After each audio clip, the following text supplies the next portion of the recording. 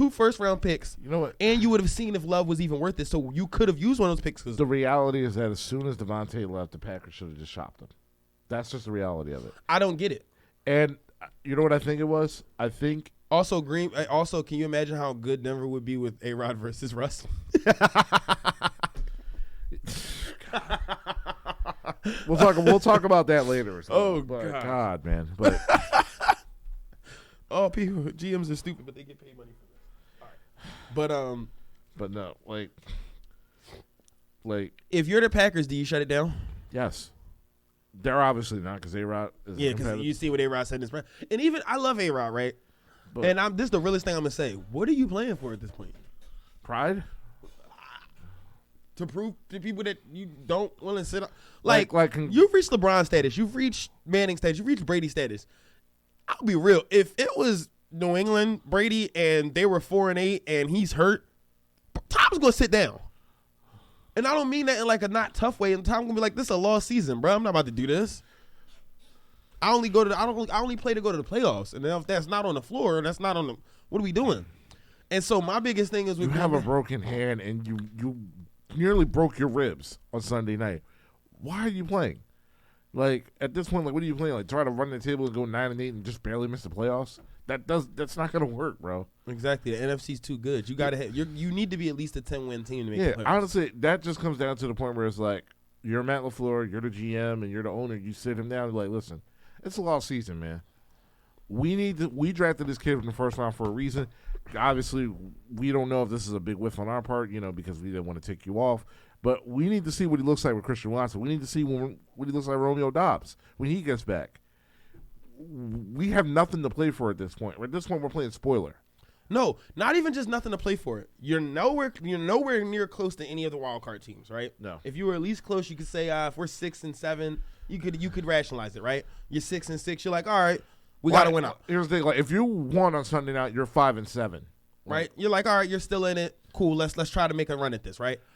Minnesota's running away with that division, so it's no way you're going to win unless Minnesota just literally falls apart and loses the next 6 games straight, and you win the next 6 games straight or next 5 games straight, which I just don't see happening. Yeah. Unless the Giants have a massive collapse also. Yeah, something like that. And now, mind you, both of those teams, that could happen because the Giants look like they're starting to come back to earth, and kind of the same thing for the Seahawks. Even though they're still playing well, you can see their talent deficiency starting to show themselves. Yes. But like we both just said, so you don't have a path to the division. You can squint hard enough to see a path to the wild card. What are we doing here? Is this just to pad your Hall of Fame stats? It's like if you get up on the podium and say, I just need to put more touchdowns on the board to catch Brady or something. Hey, listen, I'll shut up. I ain't gonna knock it. Keep it a buck. But don't sit here and tell me, and I get it, he is a football player. He's a competitor. I think because, he has this, and Kyrie Irving and Aaron Rodgers are the same guy. One's just white, one's just black. But they are the same guy. They always go into the room and they think they're smarter than they are, and they think that their esoteric lifestyle makes them, and they'll never say this because I don't really believe this, but like people who kind of behave this way, you can tell, their esoteric lifestyle makes them arrogant and makes them feel like they have a bigger grasp on things. But one thing I will give A-Rod is he is a competitor. He's a football player. I also believe, if you want to give credit where credit is due, or not even credit where credit is due, but give respect where respect is due, I'm sure he's also playing because he doesn't want to quit on his guys. It doesn't want to look like, I sat out because we don't have a chance to win. But truthfully, you're hurt. It's not like you're a healthy scratch. It's like Matt Ryan where we're just going to go with the young guy because you've been stinking up the joint. It's like you're hurt. Sit out a couple weeks. Put it to you like this. If you sit out for 2 weeks and Jordan Love goes 2-0 and you're healthy again, you're 6-8. You got a shot. You got to win 3 straight to have a shot, right? If you sit out 2 weeks and you go 4-10, what's the point of you coming back? At that point, get yourself healthy for next year to either be traded or to come back with this team next year.